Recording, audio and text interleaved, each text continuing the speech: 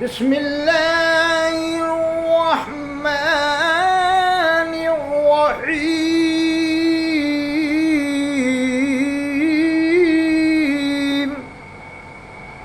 آج میں ایک ایسی ویڈیو بنا رہا ہوں کہ جسے دیکھنے کے بعد آپ لوگوں کی آنکھیں کھل سکیں اور سوچ کا شعور پیدا ہو جائے، سوچ و سمجھ کا شعور پیدا ہو جائے۔ قوت فکر و عمل پہلے فنا ہوتی ہے جب کسی قوم کی شوکت پہ زوال آتا ہے۔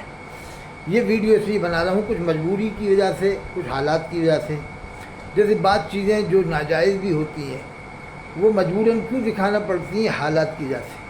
بس ایک مسئلہ سمجھ لو آپ، علماء نے لکھا ہے کوئی آدمی کی جان جا رہی ہو، جنگل میں ہو اور پانی موجود نہ ہو اور شراب اس وقت موجود ہو کسی کے پاس، تو وہ اتنی شراب پی سکتا ہے جس میں اس کی جان بچ جائے، پوری من بھر کے پیٹ بھر کے نہیں، بس صرف اتنی کہ گلا تر ہو جائے، جان بچ جائے۔ قرآن میں اللہ فرماتا وَلَا تُلْقُوا بِأَيْدِيكُمْ إِلَى التَّهْلُكَةِ، اپنی جانوں کو اپنے ہاتھوں ہلاکت میں مت ڈالو، جان بچانا فرض ہے، لیکن اتنی شراب پی لے کہ جس سے جان بچ جائے، تھوڑی سی گلا تر ہو جائے۔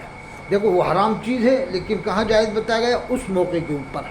تو آج بھی میں کچھ ویڈیو میں ایسی چیز آپ کو دکھاؤں گا جو ناجائز حرام تو ہیں لیکن وہ مجبوری میں، تاکہ آپ کو ثبوت مل سکے کہ آپ لوگ یہ ڈر رہے ہوں گے کہ کہیں بھاجپا کی حکومت نہ جائے ہندوستان میں۔ ارے بھاجپا والے بھی تو انسان ہیں، کہ ہمارے ہندوستان کے نہیں ہیں؟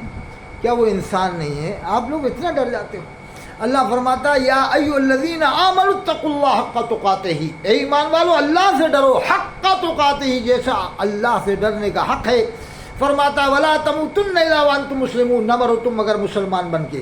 فرماتا واعتصموا بحبل اللہ جميعا ولا تفرقوا، سب مل کر اللہ کی رسی کو مضبوط تھام لو اور آپس میں تفرقہ مت کرو، تفرقہ مت کرو، اللہ نے فرمایا ہے۔ تو یہ دیوبندی، یہ بریلوی، یہ اہل حدیث، یہ مودودی، یہ تاری، یہ شاکری، یہ سب کیا تماشا ہے؟ یہ کیا سب ناٹک بازی ہے؟ مسلمانوں کو پارٹیشن کر دیا ہے، پارٹیشن میں بانٹ دیا ہے، تم تبلیغی ہو، تمہیں بھوپال میں پیدا ہوا دیوبندی ہے، اور جو ہے کہ وہاں پیلی بھیت میں ہوگا تو بریلوی ہے، وہاں پیدا ہوگا مادھوپور میں تو دیوبندی ہے، جھالاواڑ میں پیدا ہوگا تو بریلوی ہے۔ یہ کیا ناٹک بازی ہے بھائی؟ ایک کلمہ پڑھنے والا عام آدمی جانتے نہیں کہ دیوبندی بریلوی کیا چیز ہے، اور پھر عام آدمی نہیں جانتا تو عورت لڑکی کیا جانے کی بیچاری؟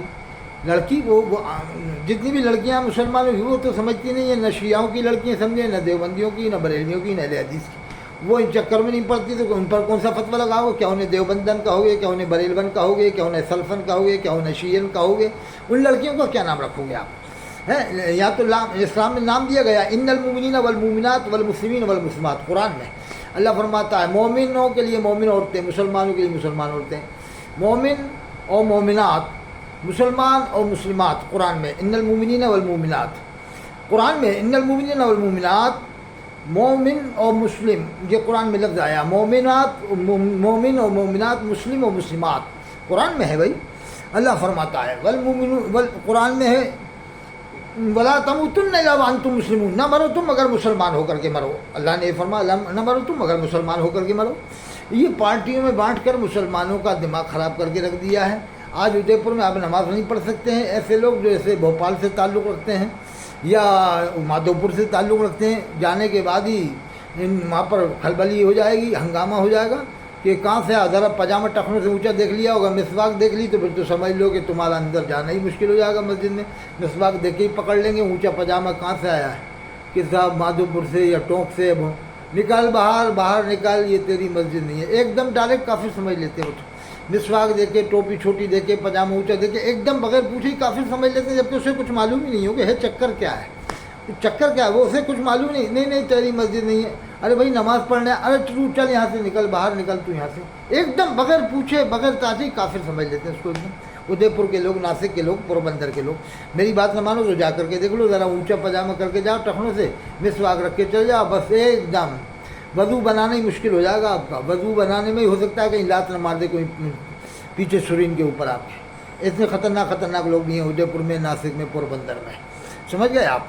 جب یہ حالات ہمارے ہوں گے تو کہاں سے ہمیں کامیابی ملے گی؟ اتنا مسلمانوں کو عالموں نے پارٹیشن میں بانٹ رکھا ہے کہ بھائی غلطی ماننے کو تیار نہیں۔ ہم تو کہتے ہیں سب کی کتابوں میں غلطیاں ہیں، دیوبندی، بریلوی، اہل حدیث، مودودی، سب کی کتابوں میں کچھ نہ کچھ غلطیاں ہوتی ہیں، ان غلطیوں کو بیان کرنے سے کوئی فائدہ نہیں، وہ کتابیں کوئی پڑھتا بھی نہیں، نہ عوام پڑھے نہ خواص پڑھے، کبھی کبھار کوئی پڑھتا ہے۔ اب انہی کتابوں کو لے کے بار بار کہ یہ لکھا وہ لکھا، بہت سے علماء نے غلطیاں کی ہیں، آج کے زمانے کے نہیں، 500 سال پہلے کے عالموں سے بھی غلطیاں ہوئی ہیں, 800 سال پہلے کے عالموں سے بھی غلطیاں ہوئی, تو کیا وہی بیان کرو گے کہ انہوں نے ایسا لکھا, انہوں نے ایسا لکھا؟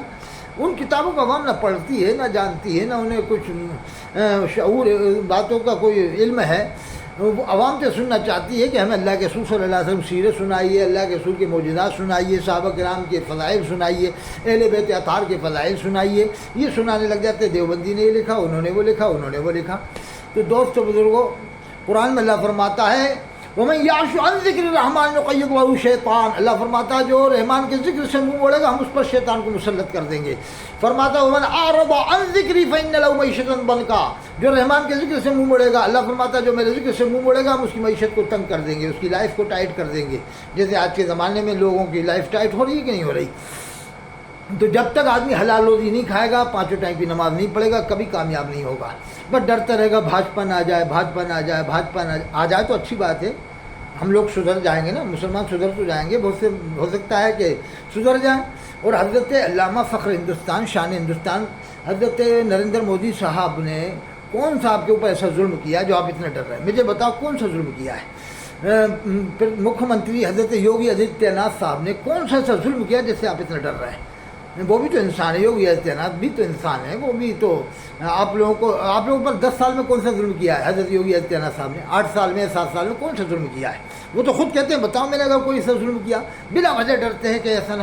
ارے وہ آ جائیں گے تو اچھا ہو جائے گا, یہ کام بند ہو جائیں گے. اگر وہ آ جائیں گے تو 10 لاکھ عالم جو کام بند کروا نہ سکے, حرام کام, وہ یہ حضرات بند کروا دیں گے اگر ان کی حکومت آ جائے گی. دیکھو آپ یہ ہو رہا ہے ہمارے یہاں.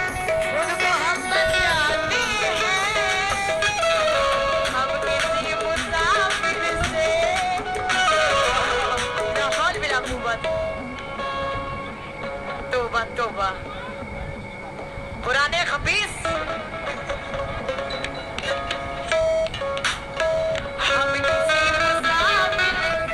ابھی اس نے ہاتھ بھی پکڑا ہے, اس کا ہاتھ بھی پکڑا ہے اسی مقابلے میں. اسی دیوبند والے بہت سے جو نہیں جاتے وہ وجہ یہ ہے. تو سمجھ لو بھائیو یہ حالات